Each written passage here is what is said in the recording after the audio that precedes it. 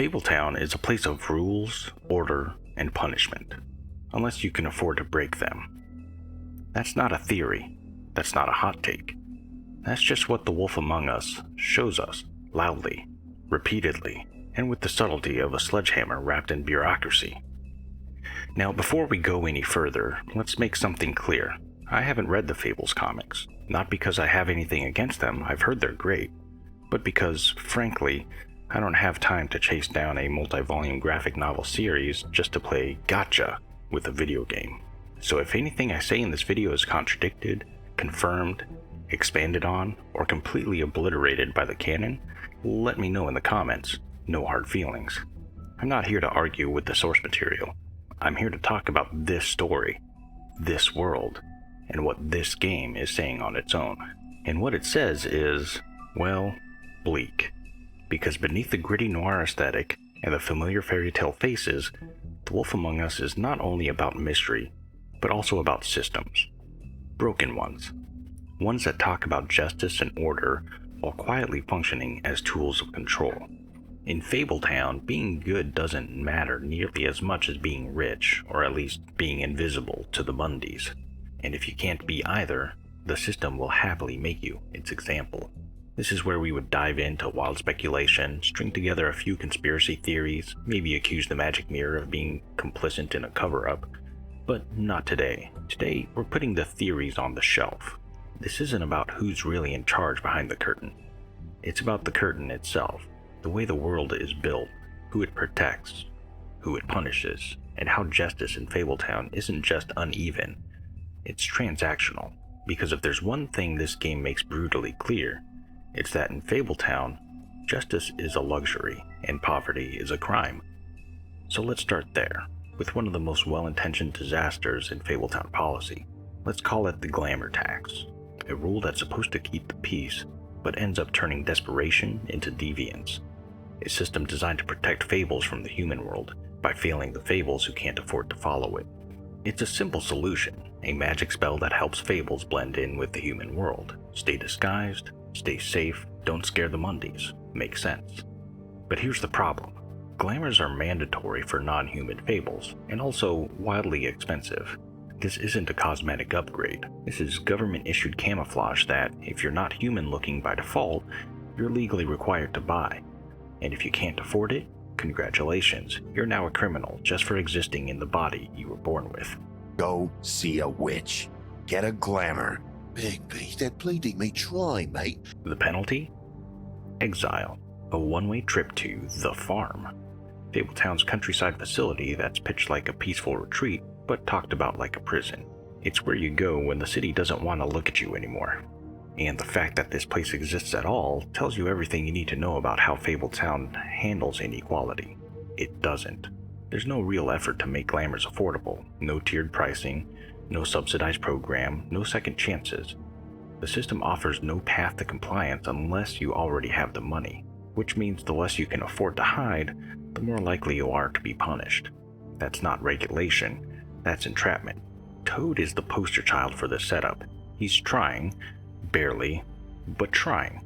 He's got a kid to take care of, a failing apartment to maintain, and no viable way to get a glamour without falling even further behind. He pleads, bargains, insults your intelligence, but underneath the bluster, he's just cornered. A working class dad with a talking voice and a toad face, being told to disappear unless he can come up with magic money.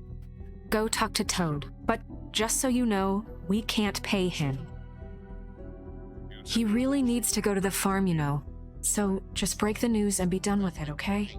Then there's Colin, a talking pig who's not even trying anymore. He's technically supposed to be at the farm, but instead he's chain smoking on Bigby's couch. Why? Because it's better than being caged for his shape. And let's be honest, he knows the system isn't interested in helping him. It just wants him out of sight. So he squats, he drinks, and he tells Bigby the truth no one else will, that the whole setup is a joke, a cruel one. And this situation has to end. What situation? All unglamored fables starting today have to go and stay at the farm. Oh, give me a fucking break. Are you gonna let her talk to me like that? It's been the rule for a reason, Colin. And Bigby knows it's for the best of the town. It keeps everybody out of trouble. And what if a Monday does see me, huh? I'm a pig, not a mouse with a hat and a cane. They know what a pig is. It's not the end of the world. Neither of these characters is dangerous, neither is causing harm, but both are penalized because they can't afford to not be themselves. This is where The Wolf Among Us makes a real commentary, not in grand conspiracies, but in small, quiet injustices.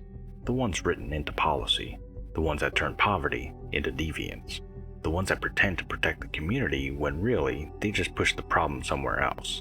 You know that if you're out of glamour, I gotta send you to the farm. Glamours aren't about safety, they're about control.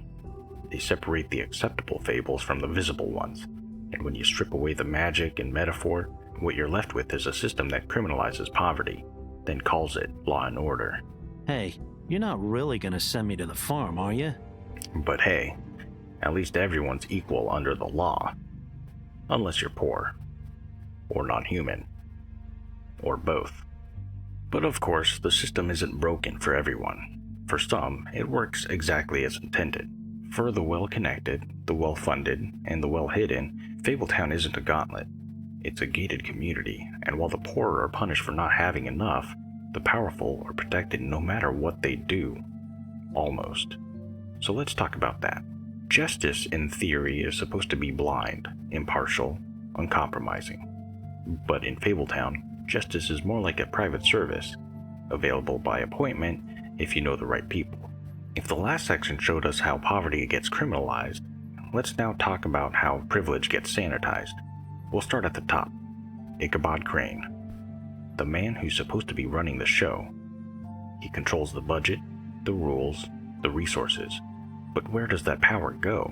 Into community safety? Affordable glamours? Rent relief for a struggling toad with a kid? No, it goes to prostitutes, fantasy roleplay, and I guess a magic mirror that doubles as a personal surveillance device. I didn't do anything. I promise you, I didn't do anything. Crane isn't just ineffective, he's indulgent. He's the kind of leader who would cut funding for basic services and then cry witch hunt when you catch him misusing public resources. And yet, for a while, he's untouchable, shielded not by innocence, but by status. Then there are the Tweedles, glorified errand boys with guns, walking around like they own the place. They break into apartments, assault citizens, threaten lives, and nothing happens to them.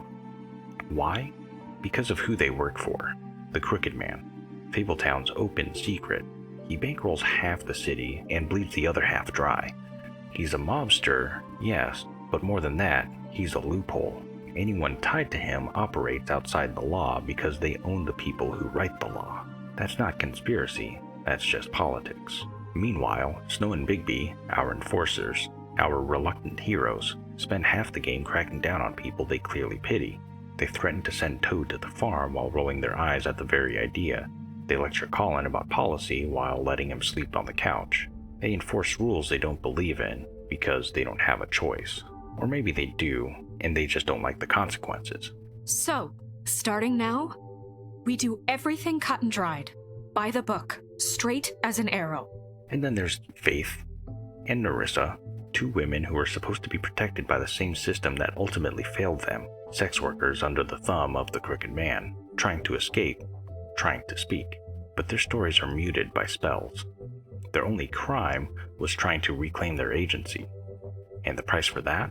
One of them ends up dead. The other, well, if you believe the twist, stuck in hiding. Faith and Nerissa weren't just victims of the Crooked Man. They were abandoned by the people who were supposed to protect them. The government, the detectives, the community. And maybe that's the real horror of The Wolf Among Us. Not the monsters you see, but the ones you work for. Because in Fabletown, punishment isn't about right or wrong, it's about power. And justice? That's just a story we tell to make the rules sound fair. So if justice is a luxury and the law is a weapon used mostly on the poor, it begs the question, what happens when people can't afford to follow the rules, but can't survive without breaking them? That's when the Crooked Man shows up, not with a badge, not with a warrant, but with a smile, a pen, and a payment plan. Let's get one thing out of the way. The Crooked Man is not a good guy. He runs a black market empire, launders pain into profit, and has more blood on his hands than a butcher during rush hour. He deals in fear, debt, and desperation, and somehow still manages to sound polite while doing it. But here's the part that's harder to swallow. He's only in power because Fabletown left the door wide open. When your government abandoned you, left you poor and helpless, sniveling on street corners, I was there to look out for you. When the official system wasn't protecting people, he stepped in. Not as a savior, but as a substitute. When you're a struggling Fable with no options, the Crooked Man doesn't feel like a villain. He feels like the only one who's listening. Need a glamour you can't afford? He'll front you the cost, with interest, of course. Need protection from the Tweedles? Great, as long as you're okay owing him a favor. Can't speak out because of a magical gag order? He'll still hear you. It's not loyalty that keeps people around him, it's dependence, fear, debt, the kind that compounds until walking away feels more dangerous than staying. He doesn't rule with love or ideology, he rules with necessity, and in a broken system, that's often more effective. I did what I had to! And let's not ignore the elephant in the room. A lot of people working under the Crooked Man aren't exactly monsters. They're desperate, trapped, making ugly choices in a world that gave them no good ones. Meanwhile, the official leadership, Snow, Crane, even Bigby, are stuck cleaning up messes they helped create by ignoring them for too long. They call him a tyrant, but for many, he's the only one offering a hand, even if it's the kind that drags you underwater. So here's the uncomfortable question. Is the Crooked Man really the most corrupt figure in Fabletown? Or just the most honest about it? He doesn't pretend to be fair. He doesn't dress exploitation up in bureaucracy. He tells you the price up front and expects you to pay, which, in some twisted way, makes him more transparent than the people running City Hall. Look, I know things haven't gone great recently, but we're still doing our best. That's not good enough. In the end, The Wolf Among Us doesn't just ask whether the Crooked Man is evil, it asks why he exists at all. And if the answer sounds too familiar, that's kind of the point. Because villains like him don't rise in a vacuum. They rise in silence, in apathy, in the gaps that good men leave behind. And when the official system fails the people it's meant to protect, someone will always show up to profit from the wreckage. The only question is whether we call him a criminal or a CEO. On the surface, The Wolf Among Us looks like a detective story dipped in neon noir and sprinkled with fairy dust. Bigby Wolf, a reformed monster in a jacket, solving magical murders in a city that's falling apart. But beneath the stylized violence and talking animals, this isn't just a story about monsters. It's also a story about systems, and how they're built to fail the very people they claim to protect. Fabletown doesn't fall apart because evil wins. It falls apart because poverty is criminalized and power is coddled. It gives you choices, sure, but in a system designed like this, survival itself becomes a crime. And no matter how fair you try to be, you're always enforcing someone else's broken rules. Let's talk glamours. Mandatory, expensive, non-human fables are told to blend in or get out. No installment plans, no leniency, no state-funded options. Just a hard deadline and an even harder exile. And when the cost of compliance is higher than your weekly income, well, that's not the system failing. You're just non-compliant. Sound familiar? Toad doesn't want to hurt anyone. He just wants to live in his home without taking out a second mortgage for magical cosmetics. But in Fabletown, poverty isn't a problem to solve. It's a problem to punish. The moment you can't pay to appear acceptable, you're a liability. And at the top, we've got people like Crane, spending public funds on personal pleasures while telling everyone else there's no money for basic infrastructure. Government austerity for the poor, bottomless credit lines for the creeps. It's not corruption, it's just policy. Sounding a little too familiar yet? The Tweedles run around roughing people up because their boss pays well. And Snow and Bigby, sometimes they're trying to do the right thing. Other times they're enforcing laws they might not even believe in. They tell you their hands are tied, and they're right. But it's worth asking who tied them, and why those same hands are always free to strangle the little guy. Which leads us to the Crooked Man. He's not the villain the game paints him to be, not exactly. He's just what fills the void when the official system checks out. Need a loan? He's got you. Need protection? Sure, just don't ask what it costs. The catch is, once you're in, you're his.